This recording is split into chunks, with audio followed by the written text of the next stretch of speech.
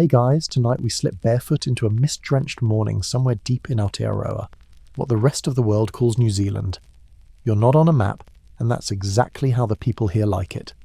Ferns tower above your head like cathedral pillars, droplets hanging from every edge, the green around you so thick it almost hums. The air smells like damp soil, charred wood, and something a little sweeter, like cooked kumara. Or was that a warning smoke? You're standing at the foot of a Māori, a fortified village clinging to the slope of a volcanic hill. But don't get too cozy with the word fort. You're not in medieval Europe, and there's no drawbridge, no cold stone towers. Here, defence is woven, not built. It's sung into the timber, carved into the posts, and hidden under layers of mud and fern. And no, you probably won't survive this. These pit are traps, living, breathing puzzles designed to outwit, not just outfight. And they don't care if you come bearing gifts, guns, or just bad intentions. The walls don't talk, but the carvings do. They watch. You're already inside, by the way. You just didn't notice it happening. So, before you get comfortable, take a moment to like the video and subscribe, but only if you genuinely enjoy what I do here. Tell me in the comments where you're tuning in from and what time it is by you. Now, dim the lights. Maybe turn on a fan for that soft background hum, and let's ease into tonight's journey together. You first notice the silence, not the peaceful kind, but the kind that makes your inner ear twitch. No birds, no breeze, just that damp, heavy hush you get before something old remembers you exist. You step onto a path lined with neatly packed earth and tufts of grass, framed by woven panels of flax and giant ponga fronds that somehow manage to look decorative and deadly at the same time. Above you, a palisade juts into the mist, sharpened logs carved at the tips to resemble open mouths and stuck-out tongues. Not hostile, just expectant, welcoming, in the way a wolf might welcome a slow rabbit. A wooden gateway sits ajar, its hinges humming with the groan of damp timber. You step inside without thinking. Behind you, it swings closed with no sound at all. That's not the wind. That's invitation by design. Underfoot, the packed soil softens. Someone's been walking here, recently. But no footprints remain. It's the kind of landscape that rearranges itself when you're not looking. Historians still argue whether these were deliberate engineering feats, or just the way the land behaved for those who understood it. A carving stares down at you from the gateway post. Wide eyes, intricate swirling cow-high-wai patterns etched into every inch of its wooden cheeks. You think it's a guardian. You hope it's a guardian. In the distance, a faint sound. Something between a wooden flute and a bird's cry. Then nothing. You're being watched, but not from the palisade, from below. See, here's the trick of a Māori pa. It's not just what's above ground, it's what's beneath it. Layers of history tucked into every trench and terrace. You're walking on a hill sculpted by hands that believed earth was memory, that the land itself would remember betrayal and reward cleverness. Your boot catches on something. You look down. It's not a root. It's a carved peg, half buried, shaped like a tongue. A signal marker? Maybe. Or a decoy. There's no moat, no archers, no boiling oil. But if you're expecting a clean assault, you're centuries too late and on the wrong continent. Instead, imagine this. A place where defense isn't a thing you build once, but a thing you whisper into existence over generations. Where the children know not just how to weave baskets, but how to vanish between walls, where a fire pit doubles as a listening hole, and the smoke from a cooking hangi might just mean they're coming if it smells like sweet fern instead of manuka. The ground dips, subtly, and you find yourself on a tui wata wata, one of the many defensive terraces. Looks harmless, just a slope, until you imagine charging up it with musket fire behind you and spears above. A curious bird, a pawakawaka maybe, flits past your head, darting through the spaces between the sharpened posts. You could swear it winks. Then it's gone. That's when the real magic kicks in. The pier's never just a static place, it adapts, it listens. The structures bend with time and tilt with war.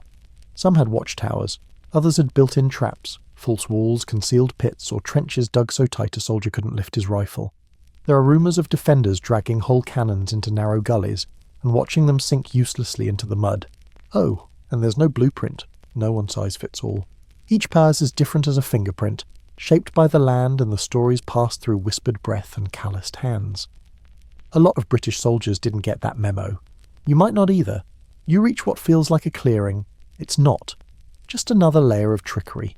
Earth packed flat to mimic openness, flanked by tall woven palisades that curve like ribs around you. Somewhere, you hear a chuckle, not mocking, not threatening, just someone amused that you've come this far. You pause beside a carved post, fingers brushing the grooves. It's warm somehow. Smells faintly of oils, sweat, and time. A tiny crack runs through its mouth, like it's been biting down for centuries. Want to turn back? Too late. The payer's taken you in, and the night's just starting. You keep walking, because what else can you do? Turning around doesn't feel like an option, and frankly, you're not sure which direction that even is anymore. The terrain folds in on itself, layers of fern, flax and earth stacked like someone built a hill out of memory. Your boots crunch softly over the packed dirt, but each step feels more like a whisper than a sound. You stop, not because you're tired, but because the ground under you just shifted, ever so slightly, like it took a breath. You crouch, palm to earth. It's warm. Not from the sun. It hasn't peeked through this morning gloom once. No, this warmth is older. Like a fire long buried but still pulsing beneath the soil. You lean closer and hear it. A faint hum, almost a vibration. Rhythmic. Alive. Turns out this isn't just a hill. It's a platform. A living layered architecture designed with such intricate care that even the roots seem to grow to plan. Maori earthworks weren't piles of dirt thrown together in panic. They were ceremonial, generational. Each layer of soil, ash and stone placed with intent. Mainstream archaeologists have dated some PA layers to as early as the 1500s, but oral history stretches much further. And the fascinating thing? Beneath many pali older pa. Think Russian nesting dolls, but with ditches and stakes and secrets. You're standing on the shoulders of a dozen forgotten sieges. Every few meters you notice something subtle, a rise in the earth, a shift in the vegetation. These are terraces called papatipu, designed to slow invaders, catch water, or hide food caches. They're multifunctional, like a Swiss Army knife, if it were made of mud, plants, and ancestral cleverness. Historians still argue whether these layers were built strictly for defence, or also for agriculture and spiritual resonance. But as you brush your hand along the edge of one such step, there's no mistaking its purpose. This hill was made to remember. Every trench, every bump in the terrain, holds the story of someone who built it, fought for it, or vanished into it. Something twitches behind your ankle. You flinch, but it's just a vine. Or is it? The forest edge seems to lean in, curious, listening. You rise, eyes scanning for signs of life. A flutter of movement. Two children scamper between tree trunks up ahead, one with a carved stick, the other with a bundle of feathers. They're gone before you can call out. Not ghosts, just well trained. This is their playground. You're the strange one here. A soft murmur carries on the wind, low voices chanting. But from where? The sound folds around the terrain, echoing strangely. You step toward it and nearly twist your ankle. A shallow dip in the ground. Looks like nothing. But you crouch and realise it's a sunken walkway. Narrow, intentionally dug, lined with worn wooden planks. This is a trench system. A tactical labyrinth carved straight into the hill. Not for fun, for survival. And it's genius. These communication trenches, called era, connected different sections of the PLI arteries. Warriors could move unseen, safely delivering messages, food, even weapons. Some were so well hidden that colonial forces walked right over them. Others were rigged with traps or concealed doors. Imagine playing chess. Only the board is alive and reconfigures when you're not looking. A breeze brushes your cheek. It carries the scent of smoke. Subtle, not burning, more like incense. No, charcoal and something sweet. Maybe manuka bark. It draws you down the trench. Walls of earth rise above your shoulders. No sky, just soil and flickers of fern-framed light. Then you hear it. Dripping water. Slow. Consistent. Like a ticking clock, deep beneath the hill. You follow the sound and stumble into a hollow. A natural spring, perhaps redirected. Water trickles into a shallow basin carved from volcanic rock. Beside it, a small pile of stones. each marked with faint carvings, spirals and dots. Offerings. Warnings? You reach for one. It's warm. Let's talk about heat for a second. One of the more fringe theories about ancient construction suggests that geothermal knowledge played a bigger role than we give credit for. A few PA were even located near hot springs. Strategic? Spiritual? Both? Some oral traditions speak of warriors who could draw heat from the mountain. Of course, mainstream historians balk, but then again, your hand is on a rock that shouldn't be this warm. You rise and find the tunnel curves, not by accident, but design. These trenches zigzag, never in a straight line. Why? Because a bullet or an arrow or a thrown spear can't turn corners, but a warrior can. The trench ends abruptly at a small ladder carved into the side wall. Rope lashed together with flax. It's old but sturdy. You climb. Emerging into the open, the light nearly blinds you. It's midday. Somehow. The mist is lifted just enough for you to see across the pa's crown. A plateau of dirt and grass ringed by a higher palisade. In the centre, a fire pit smoking. Around it, empty seats carved from tree stumps. A council place. Or maybe a trap. At this point, it could be both. You take a step forward, and something crunches.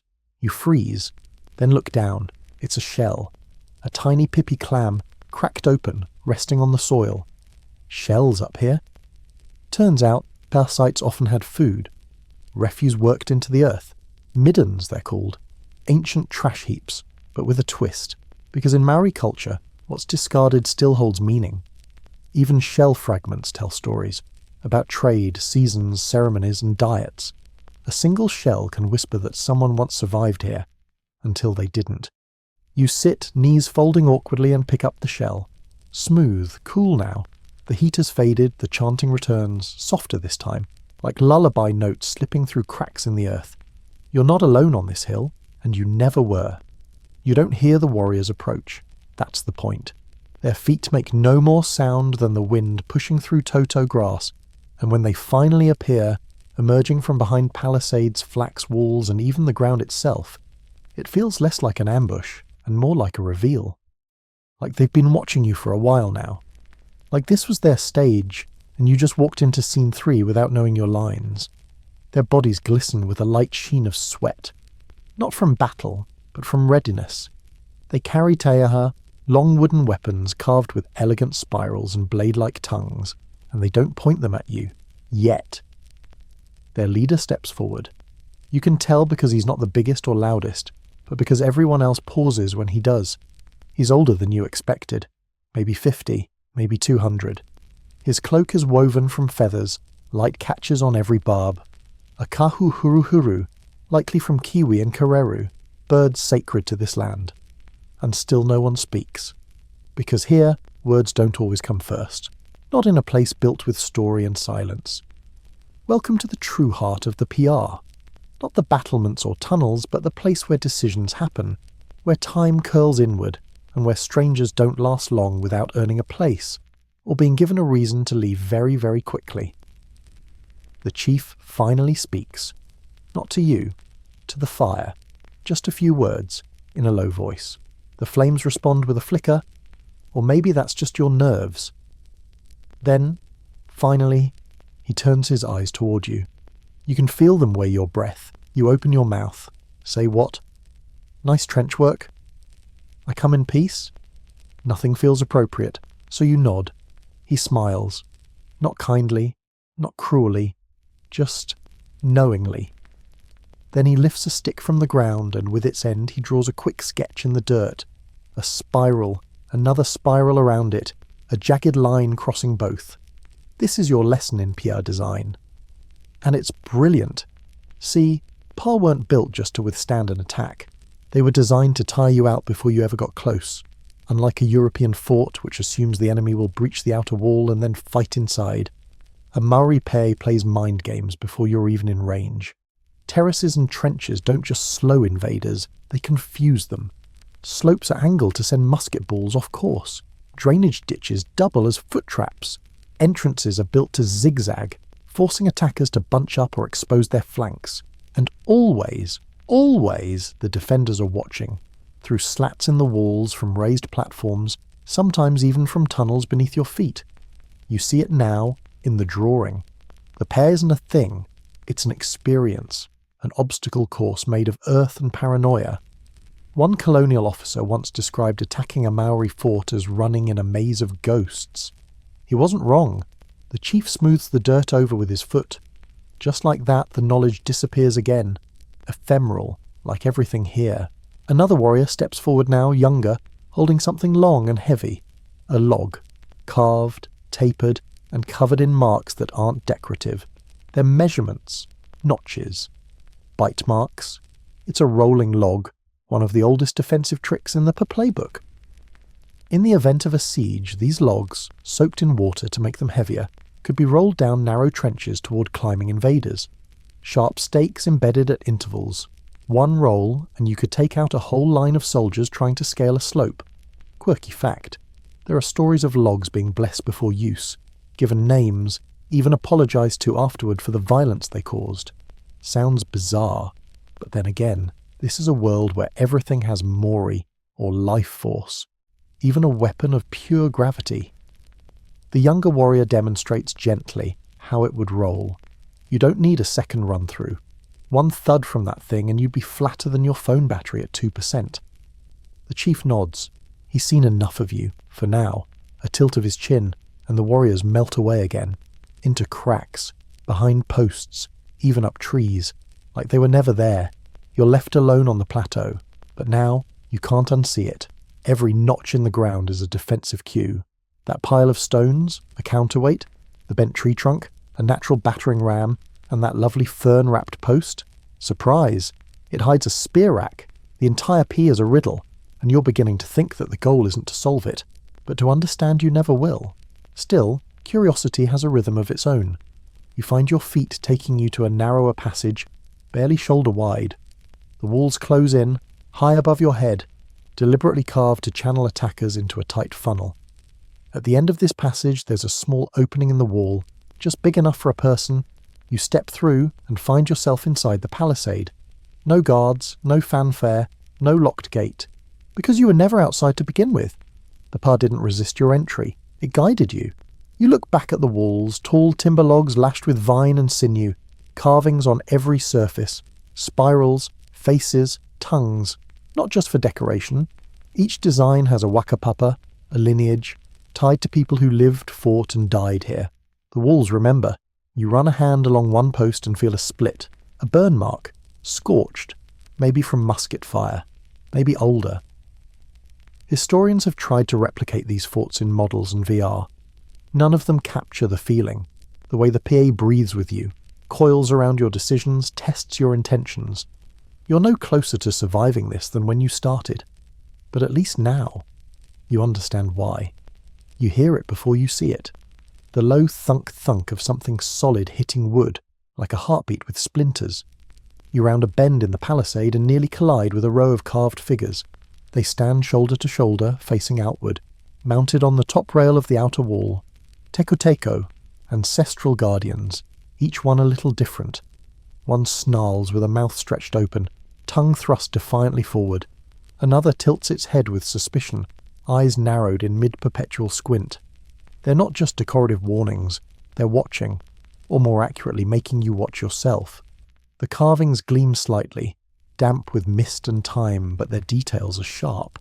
Not just faces, but patterns, spirals that twist so tightly they seem to move if you stare too long. You blink, still moving. Maybe. These figures are more than ornamental. They're symbols of mana, prestige and authority, and they serve a purpose, to assert the identity of the people here.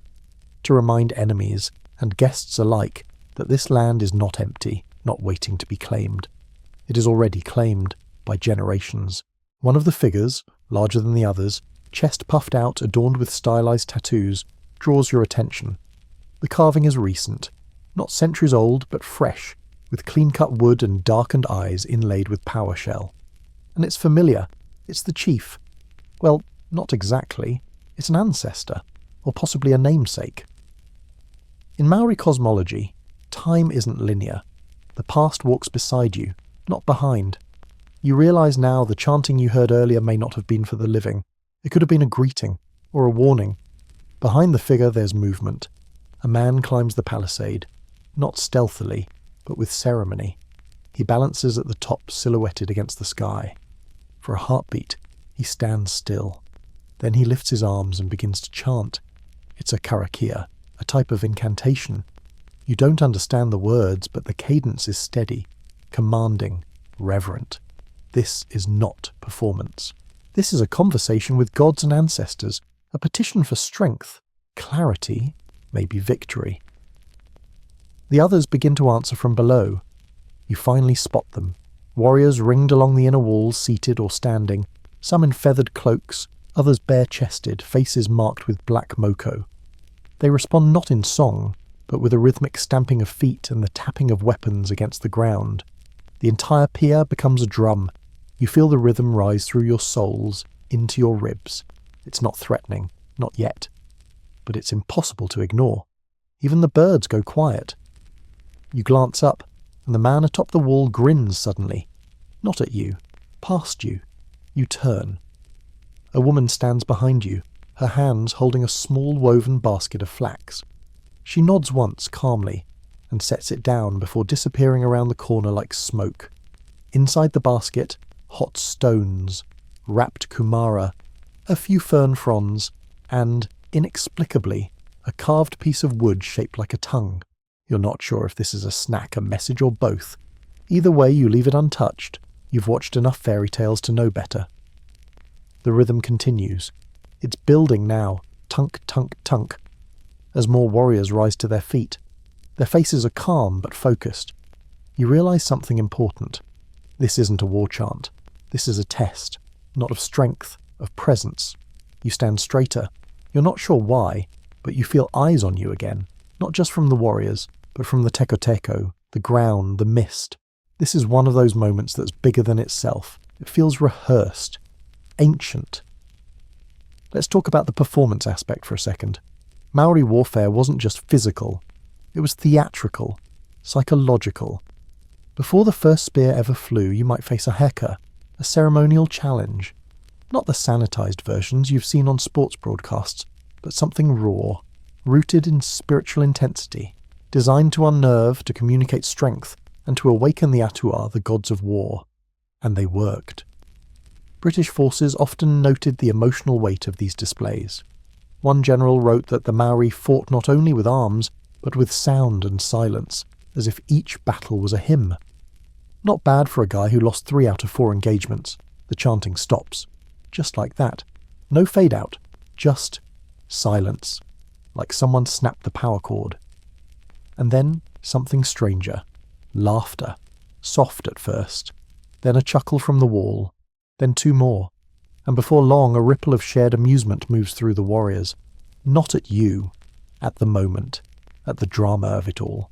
At life and death and ancestors watching from the shadows. The serious thing is over for now. One warrior breaks ranks, steps forward, and tosses something your way. You flinch.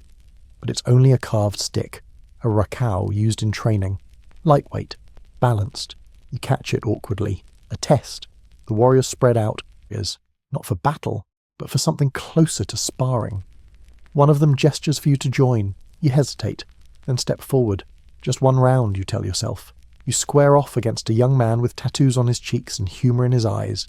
He grins, then lunges. You barely dodge. He's fast, not violently so. He's holding back, but precise. His strikes come from high, then low, then from angles that feel impossible. This is not a brawl, it's chess with sticks. You try to swing back. He deflects easily, then pokes you lightly in the chest. Hit. You laugh. So does he. This is training, yes, but it's also a message. If you're going to survive here, you'll need more than just weapons. You'll need rhythm, reflex, reverence. The sparring ends with a bow, brief, respectful. The warriors return to their positions. The man on the wall descends at last. He walks past you, hands briefly clasped in greeting, and just like that, they're gone again. You're left standing alone, stick in hand, echoes in your ears. The teko above seems to smile wider. There's a phrase you've heard before, 1 log, 30 screams, and you always assumed it was exaggeration. A kind of battlefield myth passed down by grizzled soldiers who needed their losses to sound more epic than tragic. But now, standing at the lip of a narrow trench cut deep into the hillside, you begin to think maybe they undersold it. The trench isn't wide, barely enough for 2 warriors side by side. It snakes down the slope like a lazy eel, flanked on one side by a steep drop, and on the other by a wall of sharpened stakes. It's muddy, intentionally so. Every step is a squelch. The walls are lined with slabs of bark and fern to quiet movement, and perched at the top, balanced on a slight incline, is the log. It's thick, heavy, dark from years of rain, ash and blood. The ends are weighted, the middle wrapped in aged rope for easy manoeuvring. Metal spikes, likely scavenged from some long-ago skirmish, jut from the front like teeth. You realise with a start that this thing was never meant to be carried. It was made to be rolled, or dropped. You look down the trench again. It's a perfect killing lane. One good shove, and the log would turn invaders into pulp and regret in seconds. One of the older warriors joins you, his arms folded, gaze thoughtful. He nods toward the log, then mimes a slow push with both hands. Then he whistles, softly, mournfully, and shakes his head. You get the message. Don't be standing there when it comes down. And someone was standing there. Once. Maybe 30 someones. During the Northern War in the 1840s, the famous Ngapuhi Chief Kawiti designed his pay at Ruapekapeka with these exact features: narrow killing corridors and rolling logs set into grooves. A column of British troops, confident in their numbers, rushed in and never reached the wall. It wasn't gunpowder that stopped them. It was gravity, planning, and some very patient woodwork. The trench narrows even more as you descend, until you're brushing your shoulders against both sides. The slope gets steeper, slicker. You grab a root to steady yourself and it twitches. Not from you, from something moving underneath. You freeze, then laugh, just a little. Probably a rat, or a lizard, or a rat riding a lizard. You're not sure which is worse. There's a fork in the path, barely noticeable. One way goes straight, the other veers left into a shadow so deep it might as well be underwater. You hesitate, then take the shadow. Because why not? You've already committed to not surviving, right? As you round the bend, the space opens up suddenly. You're in a sunken chamber, carved into the hillside, covered with woven mats and smoky light filtering through tiny holes in the ceiling. It's a watch point, or maybe a trap room. There's a small fire pit in the centre, cold now, but burn marks paint a history across the stone.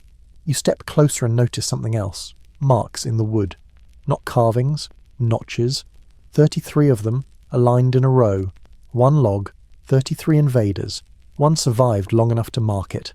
You feel a shift in the air. Not wind, not breath. Just a shift. And then something truly eerie. Laughter. Not loud, not human. A strange rasping chuckle from somewhere above. You glance up just in time to see a small figure scamper across the ceiling. Not on the ceiling, through it. One of the air vents maybe. A child. A scout. Gone before you blink. You exit the chamber through a different tunnel. Sloped up this time. It opens back into the higher terraces, where a group of warriors are gathered around a long flat table, or what looks like one. As you approach, you realise it's not a table. It's a repurposed wooden canoe, flipped over and stabilised with stones, and on it, a map, but not paper, not ink. This map is made of pebbles, feathers and ash, arranged in spirals and lines, the layout of the land, rivers, tree lines, the location of the PA, and dozens of tiny logs, yes, tiny wooden logs, placed at intervals along likely invasion routes. They're planning not just the next battle, they're rehearsing the story of it. One warrior reaches forward and flicks a tiny pebble, representing a redcoat company. It clatters off the canoe's edge. The others chuckle. You get the sense this game has been played before and always ends the same way. Let's talk about trickery. Maori warfare didn't rely on brute force. It thrived on psychological warfare. False trenches, fake fires, even entire sections of wall made deliberately weak to lure enemies into traps. In some cases, defenders would allow small breaches, only to spring ambushes once invaders were deep inside the walls, and those who fled, well, remember the log. Fringe researchers claim that some of these tactics echo Polynesian naval strategies. Feint, circle, strike, transplanted from sea to soil. It's a compelling theory. Historians still debate whether the layouts of inland PA intentionally mimic the movement patterns of traditional Walker canoes. But once you've seen the spiral trenchwork up close, it's hard not to believe it. A younger warrior hands you a small wooden disc with a notch carved into one side. It's smooth, warm. He points to the map, then to you, then draws a line with his finger. From your chest to the spot marked with the biggest log, you nod and drop the disc. The warriors let out a soft cheer. Just another simulation. Just another reminder that survival isn't just about force. It's about story, memory, and misdirection. You step back, a little dizzy. The air feels thicker now. The smoke from the fire pit down below is drifting upward, curling like question marks around your face. And the log? It's still there. Waiting. Balanced. Ready. One push. That's all it would take. The smoke draws you in. It snakes up from somewhere deeper in the pile, not the wild, acrid kind from battle or destruction, but the gentle curl of something cooking. Something warm. Something that smells an awful lot like dinner. You follow it through a winding set of trenches and narrow alleys that wind like veins between the terraces. Each wall is made not of stone or solid timber, but of woven flax panels, thick and soft to the eye, but strong enough to stop an arrow or muffle footsteps. Everything here has two uses, maybe three, including the food. You round a corner and suddenly the air changes. It's humid, rich, spiced with earth and salt and something sweet. You're in a steam pit, or more accurately beside one, an open-air hangee where food is cooked underground with hot stones and soaked flax. The pit is covered in layers of wet cloth, earth, and fern fronds, with curls of steam breathing through the gaps. There are warriors gathered around the pit, seated on upturned logs, lazily talking in low tones, some sharpening weapons, others plucking feathers, one of them chewing absently on a skewer of roasted eel. No one's in a hurry, because this is the secret of the PR. It doesn't just defend, it sustains. Siege warfare in most places around the world meant waiting out your opponent, starving them, parching them, slowly strangling their will. But a well-made par, like the one you're standing in now, could last weeks, even months. They had rain capture systems, food stores, smoke vents, and heat control. In some cases, they even dug secret tunnels to nearby gardens or creeks. One colonial officer, half starved and half impressed after a failed siege, once muttered, "They live better under siege than we do in town." A young woman spots you and gestures for you to sit. No words, just a nod, a smile, a lift of the chin. You obey, dropping down onto a woven mat that's still warm from the sun, or maybe from the geothermal heat that seeps up through the ground here. She hands you a bundle wrapped in leaves. It's hot to the touch. Inside, kumara, sweet and caramelized, a few slices of pork and something that tastes like smoked mussel. You chew slowly, half from respect, half from awe. This is the best meal you've had since entering the PA. Also, the only one. But still. Let's talk about the food for a second, because this isn't just survival fare. This is strategy. The hangee method, cooking underground with hot stones, isn't just efficient, it's stealthy. Little to no visible fire, no open flame to attract attention. The heat stays contained, the smoke low and dissipated. You could cook for an army and your enemy would smell nothing but damp soil. Quirky fact, some pay sites use seaweed in the hangee layers, not just for flavour, but to keep moisture in. There are stories, unverified but delicious, about entire eel feasts being prepared beneath the noses of unsuspecting troops who are gnawing on dry biscuits outside the walls. You finish your meal, stomach warm, head a little light. The woman beside you says a word you don't catch. She's pointing to the ground now, to a small set of wooden containers, stacked in a shallow pit lined with ferns and charcoal. Preservation pit. These containers are sealed tight, likely with rendered fat or beeswax, and filled with preserved birds, fish, and maybe even berries. It's like a prehistoric pantry, and it tells you one very important thing. They're not just ready for a siege, they expect one. Suddenly you realize how much of this place runs on planning, not bravado, not brute force, but a long, methodical patience. If you were hoping to outlast these people, you've misread the rules of the game. There's a soft hum now, a voice singing nearby. You follow the sound and find an old man crouched over a woven basket, threading something delicate through his fingers. Feathers, hundreds of them. He's weaving a cloak, not a big one, just a child's size, but every feather is aligned with precise care. You sit across from him, and he doesn't stop his work, just nods once, then keeps singing. This is another kind of defense, cultural memory. During siege, there's always the risk of forgetting, of letting fear crowd out ritual. But here, even as enemies press at the edge of the forest, there's still time for weaving, for singing, for cooking something that takes half a day. Historians still argue whether this was resilience or resistance, but you see it for what it really is: refusal. Refusal to let the siege become your identity. Refusal to live only in defense. The old man looks up now and taps a stick beside him. Not a weapon, a flute. He plays one short note, shrill and sudden. From somewhere deeper in the pei, a reply echoes back. Another note, different pitch. Signal flutes. Used not just for music, but for communication across distances. During some battles, entire shifts in formation were coordinated through these notes. Low means regroup, high means scatter. And a trill? That's not great news. You point to the flute, he hands it to you. You try a note. It's not good. The man laughs, kindly, and takes it back, then plays a 2-note sequence. He waits. The reply comes, clear, distant. You've just eavesdropped on a security system powered by music. There's something impossibly elegant about that.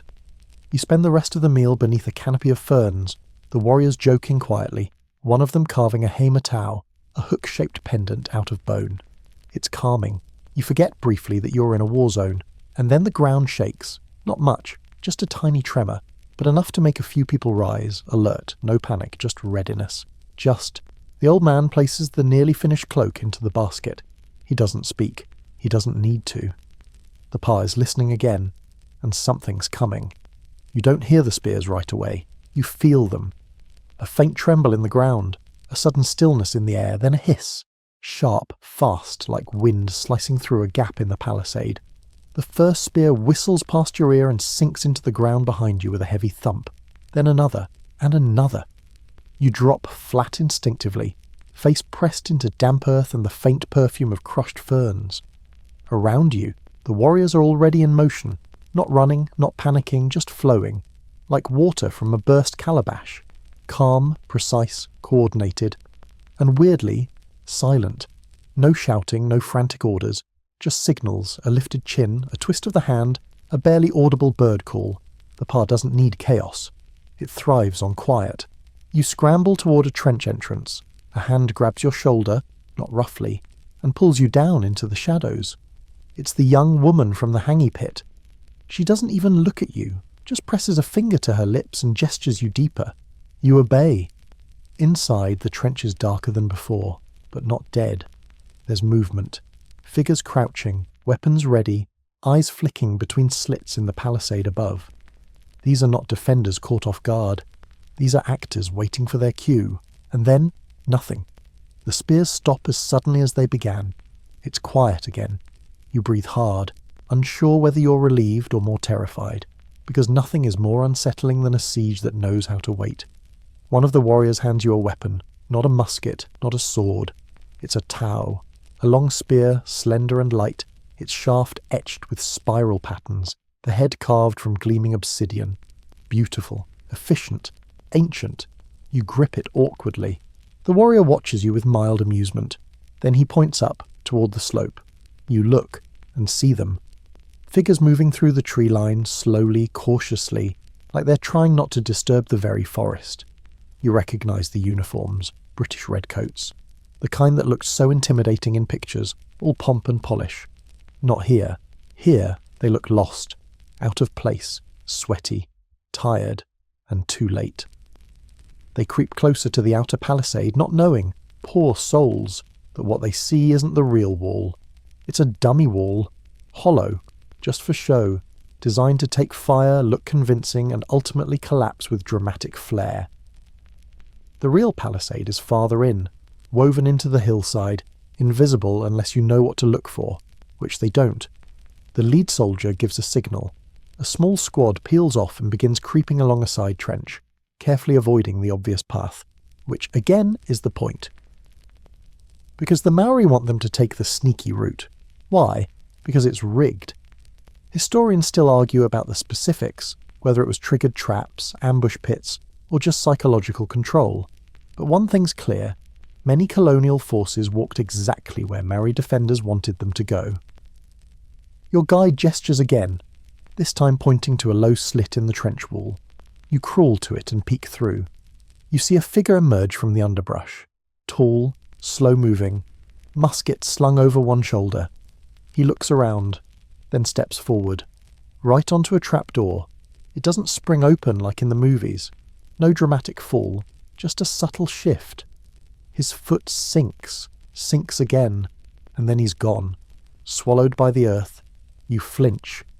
The woman beside you leans in and whispers a word you don't know, then taps the earth with 2 fingers and smiles.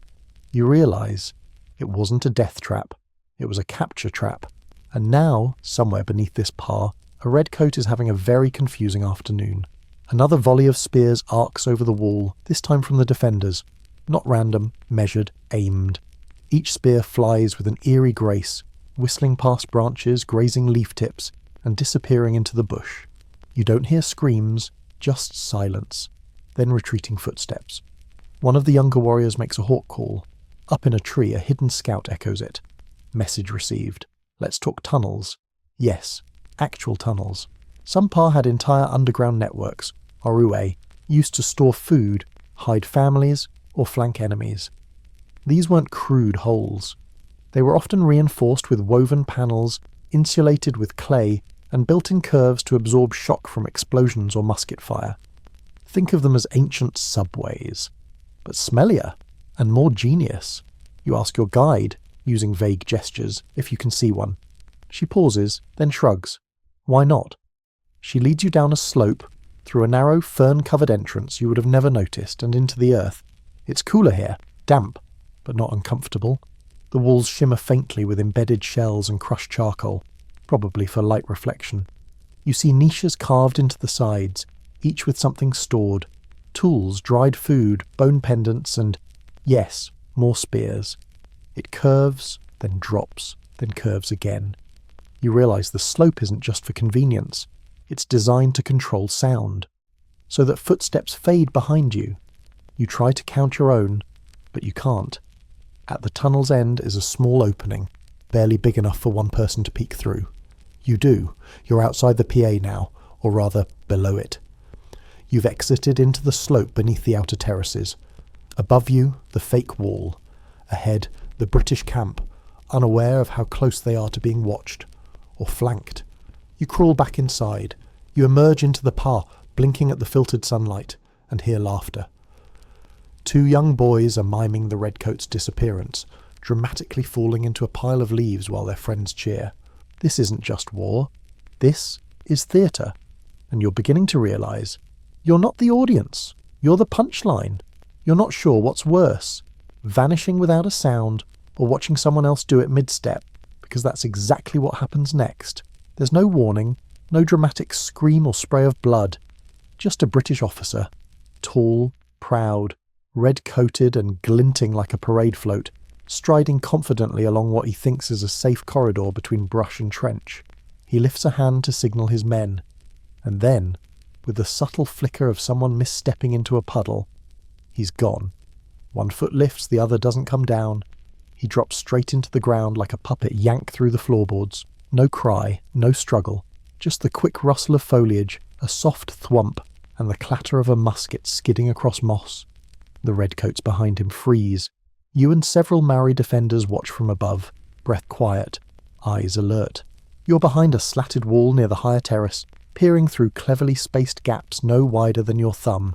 You didn't plan to be this close, but apparently the PA decided that for you. It takes a second for the soldiers below to register what happened. The officer's hat sits at an odd tilt on the dirt, like a joke someone didn't finish. The British call out. One drops to his knees beside the hole, poking with the butt of his gun. Another shouts for reinforcements, but they don't dare enter the trench alone. And now you see the brilliance again. That wasn't a pitfall. Not in the cartoon sense. No spikes, no hidden crocodiles. It was a decoy floor. Thin layers of packed soil, flax and woven reeds laid across a narrow chamber just deep enough to swallow a man. Once weight is applied, the centre folds. Gently, quietly. Like the earth itself invited him in for tea. Historians still argue over how common these traps were, or whether this specific tactic was improvised during the later musket wars. But evidence of collapse chambers has been found beneath several PA, and Maori oral traditions speak of warriors who could walk without falling, but make others vanish. Fringe? Sure. But after what you've just seen, you're starting to reconsider your definition of fringe. Below, the British scramble. One of them lowers a rope into the hole. A voice answers from the dark, barely audible. Still alive then. Someone pulls, the rope jerks, then stops. They pull again, nothing. The rope goes slack. One of the defenders beside you makes a low, amused grunt and taps a small pouch tied to his belt. You glance down. Inside. You catch the glint of something. A small caltrop, sharpened shell or bone wrapped in flax. A gift for anyone hoping to crawl out in a hurry. Another warrior leans close and whispers, "He stay," and that's all they say. That's all. You sit back, heart pounding. This isn't battle. This is chess in slow motion, with pieces that move through silence and shrubbery. The British came expecting a fair fight. Ranks, volleys, maybe a dramatic breach. What they got was a haunted puzzle box of terrain and psychology. The trench collapses inward slightly as more soil settles. The hat is gone now. Below, the redcoats finally retreat. Not far, just a few steps, enough to regroup and argue. You can hear snippets of clipped English. Confusion. Someone demanding a map. Good luck with that. Let's talk decoys. Pa often featured false front architecture. Walls that looked like main entrances but were dead ends. Empty terraces that led to nothing but echo pits. In one legendary case, defenders at Pukatutu allowed redcoats to storm a seemingly abandoned PA, only to find themselves inside a hollow shell, surrounded by the real fortifications above them. There's even speculation that some PA were deliberately left unfinished to bait attacks. A missing wall, a broken trench, an open gate that looked just a little too welcoming. And here's the real kicker. The defenders knew exactly how the British would respond, because they had spies. Not the shadowy cloak and dagger kind, but grannies, cousins, converted schoolboys. People who moved between both worlds, gathering tidbits in missions, farms and colonial outposts, then returning with what the enemy thought they knew. You remember the story of the old woman with the honey jar. It's not a joke. During one siege, an elderly Maori woman famously approached a British camp with a gift of preserved fruit and honey. While the soldiers laughed and passed around her sweets, she was memorizing the number of men, types of weapons, and the placement of their cannons. She left with a smile, the pay adjusted accordingly. Now, back in the trench, movement stirs. You spot two warriors dragging a wooden slab toward the edge of the collapsed tunnel. It's a trap cover, reinforced and shaped to match the dirt contour. They slide it into place with practiced ease, brushing earth over the seam. Within seconds, the hole is gone. Just another patch of bush. One warrior plants a fern sprig beside it. Decorative? Maybe. Or maybe it marks the site for later use. You rise slowly, muscles tense, and follow your guide out of the trench. You take a winding route back toward the central terraces, passing carved stakes and hidden weapons caches tucked into hollows you wouldn't have seen if you weren't looking. On the way, you glance behind. Still no sound from the pit. The sun is starting to lower now, and the shadows stretch longer across the walls. There's a golden glow filtering through the trees. Beautiful, tranquil, nothing at all like a battlefield. You reach the higher platforms again, where flax mats are being rolled out and fires relit. There's still a faint scent of kumara in the air. Warriors tend to weapons, talk quietly, laugh occasionally. A boy chases a chicken between huts. It feels like a village, not a fortress. But you know better now. This isn't a place with defences. This is the defence. And somewhere below your feet, one British officer is probably reconsidering his entire career path. The rain begins the way most trouble does, soft, quiet, and entirely underestimated. At first, it's just a damp kiss on the leaves overhead, the kind of drizzle you could almost mistake for morning dew arriving early. You glance up through the canopy, nothing dramatic, no thunderheads, just a thickening mist that now glistens on the palisades and beads on the carved faces of the teko-teko. But soon the drips become droplets, and the droplets become sheets. Within minutes, it's pouring. The pair, however, doesn't flinch. You, on the other hand, are soaked, Water slides down your collar and fills your boots with every squelching step. You instinctively seek shelter, darting beneath a jutting corner of the inner terrace. But the locals, they don't even raise an eyebrow. One of the warriors casually lifts his cloak, fastens it over his head, and goes back to carving notches into a spear shaft. You realise something important. This isn't bad weather. This is part of the plan. Rain is not a disadvantage for the defenders. In fact, in many ways, it's a weapon. Pa were often designed with rain in mind. Slopes were deliberately angled to funnel water downward and away from key living areas, while the trenches, already traps in dry weather, turned into slick, treacherous chutes once wet. Clay banks that might be climbable when dry now become greasy slides. Firearms misfire more easily. Muskets are particularly finicky when wet, and gunpowder, forget it. And for the invaders wearing woolen uniforms, heavy boots and waterlogged belts, the hill becomes a nightmare. You shift your stance as the rain pools around your ankles, watching water rush down narrow channels etched into the earth like pre-carved rivers. You'd assumed they were erosion channels. They're not. They're intentional. Run-off guides, hydrological traps. In one corner of the PA, a group of younger warriors leap into a trench like kids at a water park. They splash, laugh, slide down the clay banks with practiced glee. It's clearly a training exercise, or a game, or both. One of them offers you a toothy grin and gestures at the slope. You shake your head, politely declining. The last thing you need is to slide into someone else's spear. Meanwhile, the British aren't taking it so well. From your elevated vantage point at the upper palisade, you see their silhouettes in the distance, huddled beneath makeshift tents, or pacing along the edge of the forest.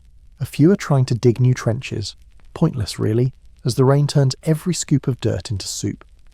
A scout beside you lowers a small pane of polished stone, used like a mirror, and mutters something to a nearby runner. The runner nods and vanishes into the trench system below. You ask timidly what the scout saw. The man next to you doesn't answer. He just gestures to the rain. You get the message. This is the time to act. Some pa, especially during the later New Zealand wars of the mid-19th century, were engineered to use storms as tactical advantages. One infamous example was at Aotearoa, where defenders held off hundreds of British and colonial troops during a 3-day siege, despite being outgunned and underfed, largely due to the timing of heavy rain and well-dug defensive trenches. In these conditions, the PA's design shines. Firewood stays dry thanks to hidden caches covered with bark and flax. Thatched huts repel water like thatched huts do. Most importantly, every warrior knows exactly how to move when the ground turns to sludge. And you slip. Spectacularly.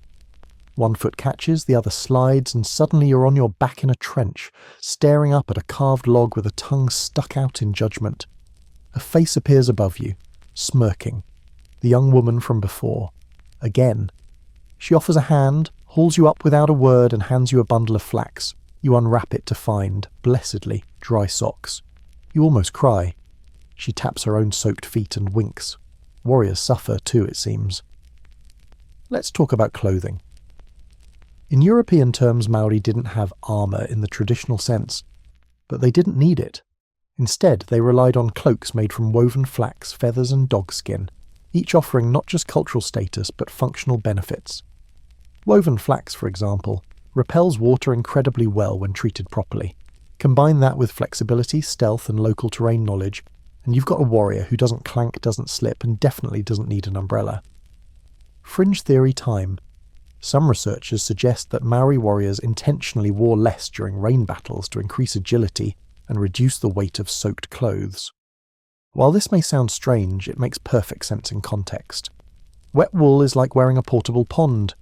You make your way to a lower lookout where a carved wooden gutter channels water into a clay basin. It's full now, and a warrior dips a gourd into it and offers you a drink. Cool. Earthy. Clean. Rain catchers like this are everywhere. Hidden in terraces, carved into rocks, even nestled under leaf canopies. You sip and realise they've thought of everything. Then the alarms change. Not a horn, not a bell, just a sharp crack from a signal flute, followed by a single high-pitched whistle from the canopy above. Scouts. Tree-perched and weatherproof. You rush back to the upper ridge in time to see a group of redcoats making a final push. They're clambering up the slope, muskets raised, faces wet and grim. One slips. Another loses his footing entirely and slides backward, taking 2 comrades with him. The defenders let out a low rumble of laughter. Not cruel, just knowing. This is what happens when you try to bring order into a world shaped by rhythm. One defender, not much older than a teen, launches a spear. It doesn't strike, but it lands near enough to send a message. The British retreat again, slower this time. The rain eases, and just like that the pie exhales. Fires are relit, food uncovered. One woman starts singing softly, low and even, the kind of melody that dries your bones. You slump against a warm timber post, steaming slightly in the post-storm air. Around you, life resumes with unnerving calm. The redcoats thought the rain might buy them time, but here, the rain only made the pair stronger. You see her before you understand her. Just past the cooking terraces, between 2 woven walls studded with mussel shells, she walks, slow, steady, unfazed by the storm that just passed. Her body is wrapped in a simple flax cloak, fronds still dripping, and her white hair coils like driftwood above her head. In one hand she holds a small jar made of dark wood, its lid tied with twine, and in the other, nothing. Because that hand is free, empty on purpose, she uses it to wave at them. You follow her line of sight and realise she's walking toward the edge of the pay. Not a main gate, a side slope. Just beyond it, you see the redcoats, clearly startled by her appearance. A few raise their rifles, uncertain. Others just stare, blinking through the wet air like they're hallucinating. And maybe they are. Because who walks toward a siege? She does. A few Maori warriors watch from a distance, unconcerned. One shrugs and says, "Nanny again." A couple laugh quietly. Apparently this isn't her first visit. She reaches the perimeter where the mud thins to grass. There's a small rise here, a natural overlook framed by manuka shrubs and slippery roots. And from it, she can see them clearly, and they can see her. She raises the jar, not dramatically, just enough to offer it. She unscrews the lid with fingers that tremble slightly and dips in a carved spoon. Then she eats, a slow theatrical bite. Honey, and not just any honey. This is Rewarewa honey. Deep, rich, smoky sweet from the native honeysuckle trees that bloom in late spring. It glistens in the light like syruped gold, and the smell, even across the soaked grass, it reaches them. The redcoats hesitate. Then one steps forward. Not an officer, just a foot soldier, face ruddy from the cold, helmet askew. He approaches slowly, cautiously, as if unsure whether this is real or some elaborate trick. You hold your breath from your perch higher in the pah. She holds out the spoon. He takes it. One taste. His expression shifts. Puzzlement, then relief, then embarrassment. He laughs. Just a little. She laughs too, then she speaks. Not loudly. You can't hear the words. But the gestures say enough. She's pointing at their boots, at their tents, at the trench line that's now mostly soup. Then she turns, still chuckling, and begins to walk back. The soldier waves awkwardly. The others stare after her like someone just rearranged their concept of war. Let's talk about tactics. No textbook tells you what to do when an elderly Māori woman saunters across no man's land offering dessert, and that's the brilliance of it. She doesn't defy protocol, she removes it. Her presence interrupts the script both sides are trying to follow. It's psychological warfare, dressed as grandmotherly charm. You ask the nearest warrior, still chuckling, who she is. "Hwei Rangi," he says. She feed enemy, then come home and laugh, always know everything. You nod, but it gets better. Apparently during previous sieges she's walked right through British tents pretending to deliver laundry, gathering intel all the while. She once borrowed a lieutenant's saddle for polishing and returned it with an extra strap, while passing key measurements to her grandson, who carved a copy of the horse's gait into the hill slope. Fiction? Possibly. But in the PR, stories like this don't die, they grow. As she returns, Waiarangi pauses beside a carved post and sets the honey jar down with care. Then she looks directly at you, and winks. Let's talk about women in the PR. They didn't just cook or sing or tend fires. Many were warriors, leaders, strategists. The concept of manawahin, the spiritual and political power of women, is foundational to Maori culture. Some women led war parties, others, like Waiarangi, led without swords. There's a story about a female chief, Aotearoa, whose mere presence was enough to stop a battle. She walked between the two warring sides, arms outstretched, and both factions simply put their weapons down. Her mana was that strong. You're seeing that same kind of gravity now. The rain finally stops. The mist lifts just enough to reveal the sky, grey and wide like an aging bruise. Sunlight presses through, warm and hesitant, and the air feels softer. For a brief moment, everything pauses. Even the redcoats seem unsure what to do next. One starts to reload a musket, then just stops halfway through as if thinking, "What's the point?" From behind, a child runs up to Waiarangi and tugs her cloak. She hands the girl the sticky spoon. The girl licks it, scrunches her nose, and whispers something that makes them both laugh. You sit down. Not because you're tired, but because you need a second to absorb this. The pair's teaching you something deeper now. Not just how it defends, but why. And the answer isn't just wood, or traps, or trenches. It's people. People who understand that you can defend a wall with a spear, or a smile, or a spoonful of honey. Even stories are weapons here. The ones you tell and the ones others tell about you. That soldier's going to go back to his unit and try to explain what just happened, and no one's going to believe him. But they'll remember, and next time, they'll hesitate, which means the pa wins again. You duck beneath a low archway, brushing aside a curtain of woven harakik, and enter a space that smells of smoke, salt, and something faintly metallic, like gun oil and damp stone. It's dim inside. A single slit in the ceiling lets in a narrow blade of sunlight, which cuts through a veil of drifting smoke. A fire crackles low in the centre of the room, its flames licking at a bed of glowing coals. But it's not the fire that catches your attention. It's the Bible. It sits on a stone shelf, its leather cover cracked, pages swollen from the damp, unread, dusty, almost forgotten. Next to it, a small pile of musket balls, some powder-stained cloth, and a heap of dried kumara. Opposite those, two feathered cloaks folded with care and a carved tiki pendant lying face up watching the ceiling. And then there's the man, middle-aged, barefoot. Moko tracing down his cheeks like rivers from memory. His eyes flick to you, then return to the musket he's cleaning, long strokes with a cloth that looks more ritual than mechanical. This is one of the bunkers hidden deep within the pea. Not quite a cave, not quite a hut. Somewhere in between, cool, fortified, and invisible from above. He doesn't speak right away, just gestures to the bench across from him. You sit.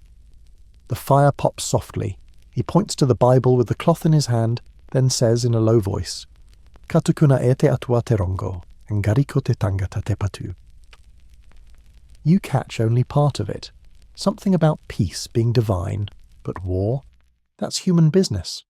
He chuckles gently at your blank look, then translates, "God may bring peace, but man still chooses war."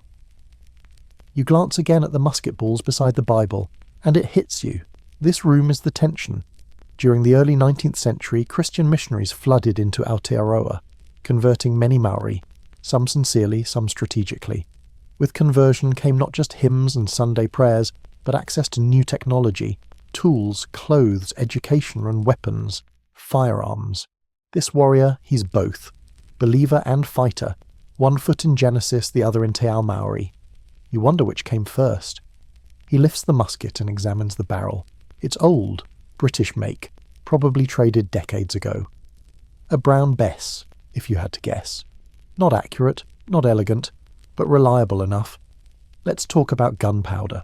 Maori quickly understood that firearms weren't just tools of destruction, they were status.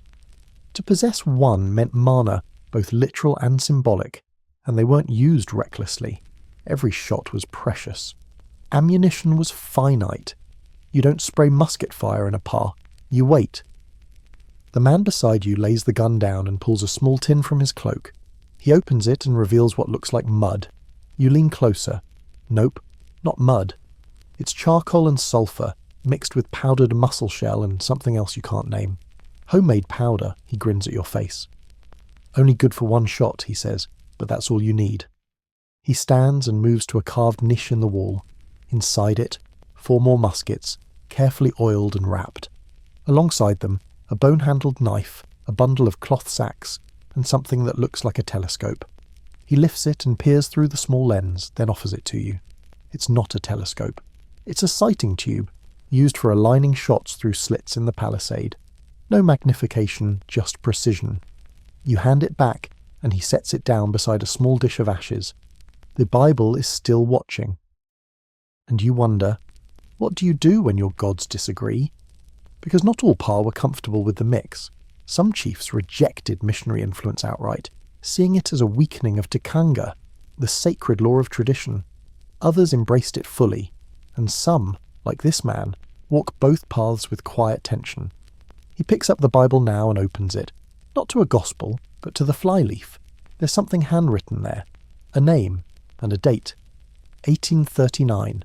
You trace the letters with your eyes. Thomas Rokura, preacher, rifleman. He closes it gently, then places it back on the shelf. Outside, a rhythmic drumming begins, soft, low, like distant hoofbeats in wet grass. You both listen. Time, he says. He stands, lifts the musket, slings the cloak over one shoulder and walks past you, then pauses. Bring the powder, he adds, pointing to the small tin. You grab it. It's heavier than expected. When you step out into the light again, the pair looks different. Not louder, not busier, just readier. Lines of warriors are moving to the palisades, each with weapons. Some spears, others muskets, a few holding nothing but stone clubs. They don't march, they drift, slide, flow like water into grooves the land remembers better than any map. You follow Rokura, because that's clearly his name, up the side terrace. He joins a knot of defenders behind the secondary palisade. They nod at him. One offers him a small wooden icon, a carved manea, half lizard, half bird, protector and messenger. He tucks it into his belt. He turns to you. You ever fire one? He asks. You shake your head. He grins. Good. Keep it that way. He takes his place behind a firing slit, kneels, loads with the slow, methodical reverence of someone doing more than just aiming. This isn't about hitting a target. It's about being part of the story. And in that bunker, beside the Bible and the gunpowder, that story became real. The moment shifts, not because the battle pauses, but because something older takes centre stage. A hush rolls across the pair, settling like a soft blanket over the wood and earth. Warriors stop their movements mid-gesture, weapons lowering just enough to catch the light without flashing it. Even the birds fall silent, as if respecting a secret being spoken in a language older than muskets or spears. You don't see it, but you feel it, like an invisible thread pulling the entire community inward. You can almost hear the ground itself breathing beneath you. No one speaks. No one moves. This is tikanga, the ancient Maori way. A pause for ritual.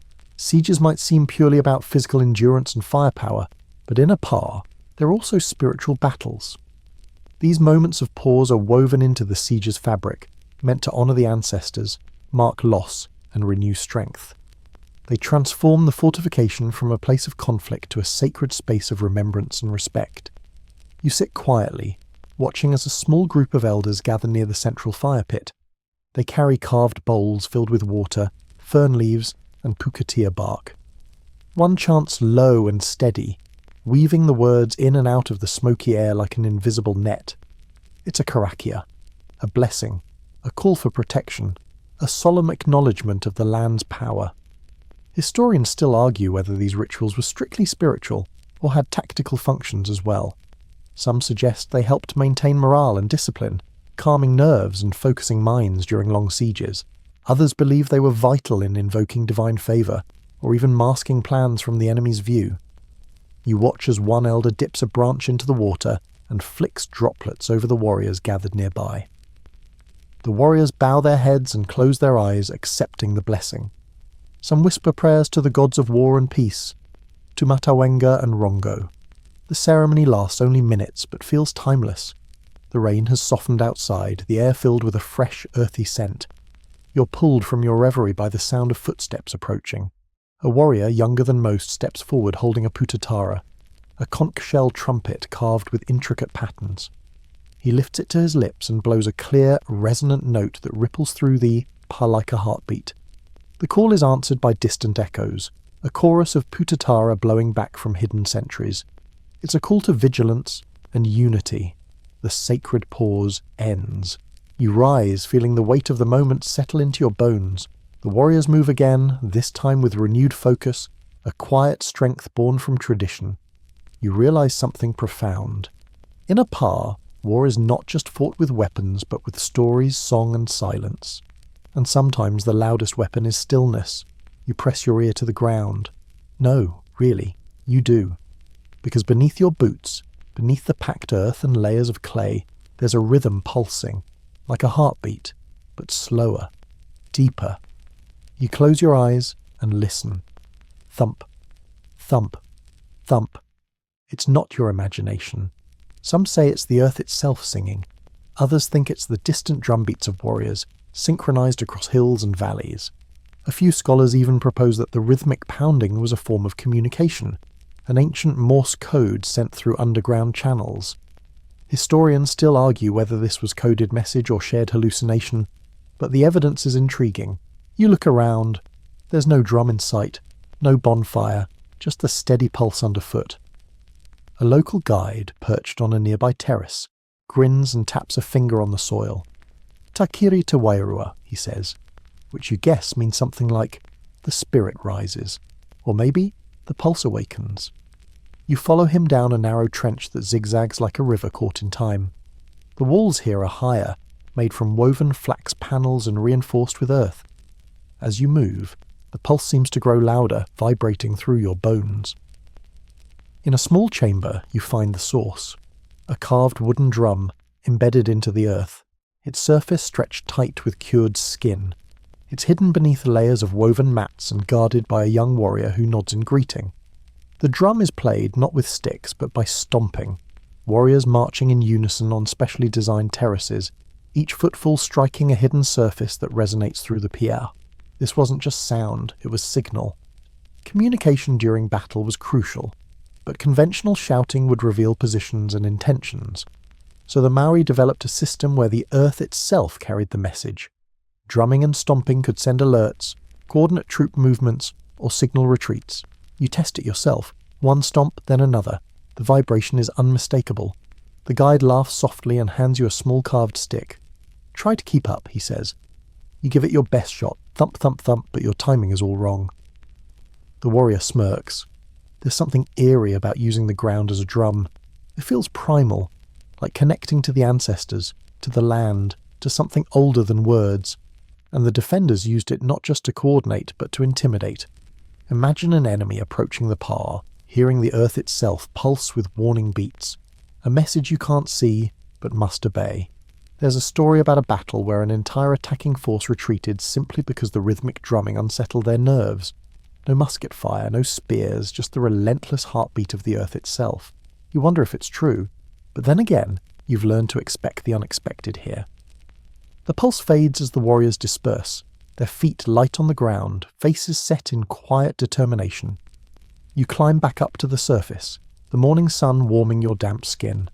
The pia isn't just a fortress, it's a living story, told in stone, wood, and silent rhythms. And you're part of it now. You wake up beneath a carved mouth.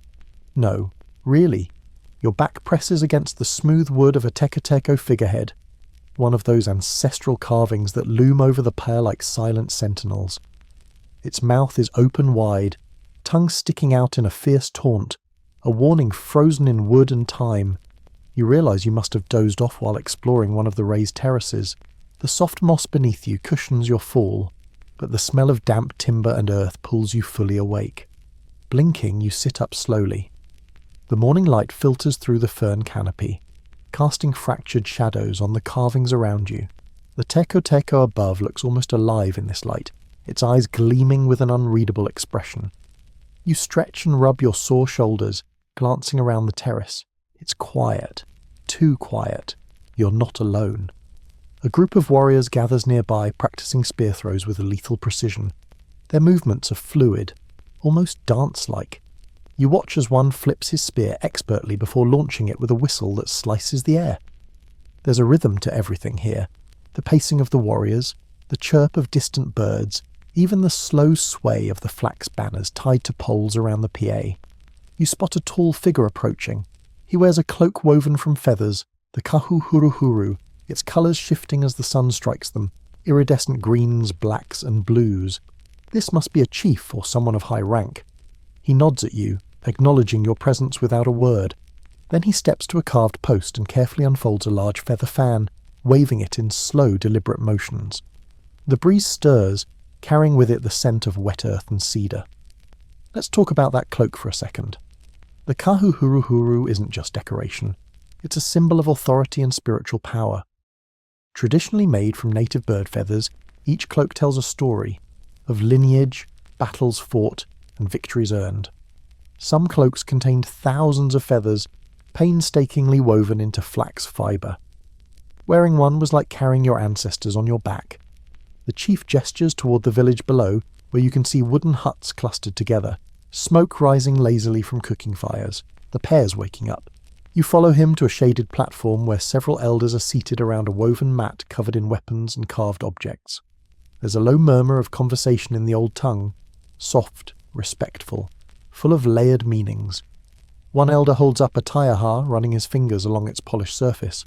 The wooden shaft gleams, decorated with intricate spiral patterns and inlaid with power shell that sparkles like tiny stars.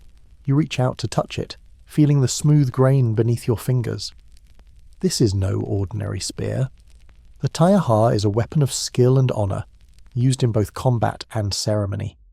Mastery of the taiaha was a mark of a true warrior. Historians still argue about how widespread its use was in different regions and times, but its symbolism is undeniable. Nearby, a young warrior practices a haka, a ceremonial dance of challenge and defiance. His voice rises and falls, feet stomping the earth in thunderous beats, eyes blazing with intensity. You feel the vibration in your chest, the power in every movement. Watching him, you remember the stories of warriors who dance before battle, not just to intimidate enemies, but to connect with their ancestors and the spirit world. The chief claps his hands once sharply, and the warrior stops, bowing deeply. You notice the chief's eyes linger on you for a moment longer. Then he offers a slight smile, as if inviting you to understand something unspoken. You realize that in Nispa, every gesture, every symbol, every breath is part of a larger story, one woven from the threads of history, belief and survival, and you're woven into it now. You watch as the chief slowly dons a feather cloak, kahuhuruhuru, each feather catching the light like a shard of the night sky. The feathers aren't just for show, they hold stories, power and lineage. Every plume, carefully stitched, carries the weight of generations. He wraps the cloak around his shoulders with deliberate reverence, the rustling sound of feathers mingling with the soft murmur of the pair waking up. The scent of damp flax and smoke curls around him like a shroud. This cloak isn't just clothing, it's identity, status, protection. The chief turns, eyes gleaming beneath the shadow of his hooded cloak, and strides toward a gathering place where warriors assemble, some sharpening weapons, others engaging in quiet conversations. You trail him, the weight of his presence setting a rhythm beneath your own footsteps. Nearby, a young man displays a moko, facial tattoo, patterns etched into his skin in swirling koru and spiral motifs. It's an art form, a map of ancestry, battles and personal achievements. The chief nods approvingly at the intricate designs, acknowledging the young man's place in the social tapestry. Your attention drifts to the distant hills beyond the piar, soft blue silhouettes fading into the mist. You imagine the stories carried on those winds, victories, losses, secrets whispered beneath the stars. The chief stops near a carved wooden post, tracing the spirals with a calloused finger. The carvings depict ancestors locked in battle, tongues sticking out defiantly, eyes wide with challenge. It's as if they are watching you too. You realize that these stories aren't confined to the past. They live in every breath, every gesture, every carved line. Then a drum sounds, deep and resonant, echoing across the terraces. The chief raises his hand, calling the warriors to attention. They assemble quickly, moving as one, their movements precise and purposeful. You notice the way the cloak shifts with his motion, feathers catching the sun and glinting with 1,000 colours. The chief's voice rises in a chant, a powerful haka that reverberates through the pei. The warriors join in, their voices a thunderous chorus that shakes the earth beneath you. The dance is more than ritual. It's a declaration, a promise that this place will hold no matter the storm. You feel the pulse in your chest, the electric charge of connection. Here, beneath the cloak of feathers and song, the Pias is alive, and so are you. Drums thunder as warriors dance along the palisade. You watch their feet pound rhythmically against the packed earth, voices rising in fierce harmony. It's not just a battle cry, it's a celebration of life, resilience, and community. You feel the energy pulse through your veins, the ancient beat echoing a truth deeper than any weapon. Food is scarce. Your stomach rumbles, reminding you that this isn't just ritual, it's survival. Yet no one shows fear or desperation. They dance while you starve, a paradox that confounds your senses. The warriors' faces glow with sweat and determination, their bodies moving in perfect synchronicity. A young woman steps forward, her moko glittering in the sunlight. She leads a haka so intense it feels like the very air quivers. You want to join, to match their strength, but your limbs feel heavy, weighed down by hunger and doubt. Let's talk about dance as defense. The haka is more than a performance. It's a psychological weapon, designed to intimidate and rally. During sieges, it bolstered morale, sent warnings, and expressed grief. The dance was fluid, violent, and precise, a language of power beyond words. You remember a story. During one siege, Maori warriors' haka caused British soldiers to hesitate, their confidence cracked by the sheer force of presence. Fear isn't just about weapons, it's about spirit. Nearby, an elder hands out small portions of dried fish and berries. You accept gratefully, savouring the smoky, salty flavours. Every bite tastes like hope. The pa is more than a fortress. It's a living heart beating fiercely against the siege. You watch as warriors share stories, laughter, and small victories, their bonds strengthening in the face of adversity. And as night falls, you realise survival here isn't just about walls and weapons, it's about the dance of life itself. You finally breach the outer wall, or at least what you think is the outer wall. The logs feel rough under your hands, worn from rain and battle. The palisade creaks as you push through, the smell of damp earth and smoke thick around you. But just as you step inside, the ground seems to shift. A moment later, behind you, the gate slams shut with a solid thud. You spin around, only to find another wall waiting. Taller, stronger, sharper. The pair swallowed you whole, and now you're trapped inside a second defence, one the invaders never expected. This fort that swallows cannonballs and spits them back out is no ordinary defence. The walls are layered with earth and timber, reinforced with flax ropes soaked in resin. The design absorbs impact and disperses it, making it nearly impervious to artillery fire. You realise the attackers' guns have become useless against this living fortress. You trudge forward, heart pounding, boots sinking in mud. Every step feels heavier. The air thickens with anticipation, and the faint scent of boiled shellfish from nearby hangi pits. Historians still argue whether the P's design was a deliberate response to muskets and cannons, or an evolution of traditional fortification adapted to new threats. But the result is clear. The Pay is a fortress that refuses to fall. Inside, the defenders move like shadows, silent, swift, and unseen. They strike and vanish, using every inch of the terrain to their advantage. Traps wait beneath leaves and stones. Spear points gleam in the dim light poised to strike. You hear a whistle, a signal. From hidden tunnels beneath the wall, warriors emerge, flanking the invaders. A brief skirmish erupts, chaotic and fierce, but the defenders vanish before reinforcements arrive. The Pay isn't just a wall, it's a maze, a trap, a living creature that defends itself. You realise that surviving here means more than strength. It means becoming part of the story, understanding the land, the people, and the silence between the strikes. And right now, you're just a visitor. The final stand is not marked by cannon fire or musket blasts, but by a glance. You find yourself pressed against a damp wall, mud and leaves clinging to your clothes, heart pounding like a wild drum. Across the narrow trench, your eyes lock with those of a Maori warrior, not angry, not fearful, but calm. A mutual recognition passes between you. This isn't just a battle of bodies, but of wills. No shout, no challenge, just silent acknowledgement. Around you, the world narrows to that gaze. The rain has softened to a drizzle, the forest holding its breath. You see the subtle scars on the warrior's arms, the way his moko traces stories of battles past. You realise this moment is older than either of you, older than muskets or trenches. It is the moment when one soul meets another across the divides of conflict. You want to speak, to say something that will end the violence, but words fail. Instead, you feel the weight of history pressing down, as if the land itself is watching. The warrior lowers his spear slightly, just enough to signal a pause. His eyes search yours, searching for understanding, for respect, for something beyond the siege, and in that silence, you understand. This fight isn't just about territory or power. It's about survival of culture, spirit, and story.